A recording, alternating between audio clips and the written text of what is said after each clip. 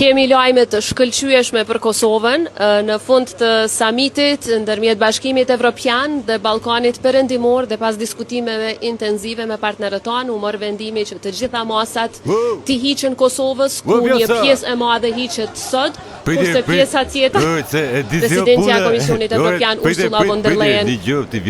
I ka unë atje, a ne kom thonë ati bashkimit Evropian dhe më thonë, thash, po s'futet Kosovën në bëhe, hi ka fare, s'futa masuni, thash, mas dhe që ne bone, thane, dhe po s'futet ju, thët, do të shkrim fare si Bashkim Evropian, s'ka më kuptim. Edhe kjo thët, Ursula, Faleminderit natyrisht edhe Edit. Faleminderit natyrisht edhe Edit dhe Shqipërisë për përkrajen.